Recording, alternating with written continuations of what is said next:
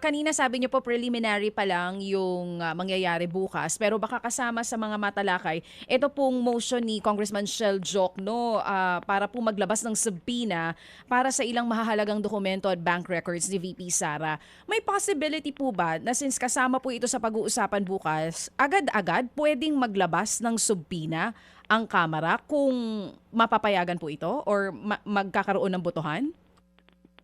Hindi ko pa po sure. Actually, sinabi lang sa akin letter eh. It's not emotion eh. Parang sulat lamang yan. So bukas po, siyempre, lahat po yan, patalakayin natin. Siyempre, ayoko naman pong sabihin kung dapat na kasi hindi pa naman nagbubukas talaga yung hearing proper. So, Okay. tingnan din natin. Opo, kasi parang ang nakalagay lang doon, preliminary matters, ang assumption ko lamang po, siguro pag-uusapan yung magiging ground rules. So kung kailan yung mga ngayon kung kailan tatalakayin yung mga motions, kailangan buksan muna yung hearing proper. So hindi pa wala pang possibility sa ganun na Wala may pa. subpoena agad for bank records, ano? Walang ganun po, Congressman. Yun po ang pagkakaalam ko.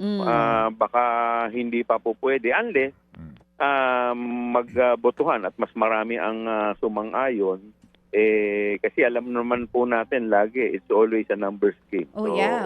So may possibility. Collegial decision po yan. So ibig sabihin, depende pa sa mangyayari bukas. So may possibility na pag preliminary pero nagkabotohan na pagpasabina na tayo ng bank records and other important documents, pwede. Depende sa Pwede po. mangyayari. Pagka wala naman pong hindi po pwede. Basta na pagdesisyonan ng nakararami. Sir, yung isa pa na sinasabi din po ni Kong Shell Jokno, yung pong sa under the custody na lang ng Kamara, si Ramil Madriaga. Kasama din po ito sa pag-uusapan? Oo nga daw. Yun nga ang pagkakalam ko, yun nga yung isang concern. Okay. Dahil nga sa safety ni Ramil. Pero siyempre, kailangan hingin din natin yung... sa akin po, personal ko lang po ito. Tingin ko mas maganda, hingin din namin yung opinion ng korte na sumasakop po kay Ramil.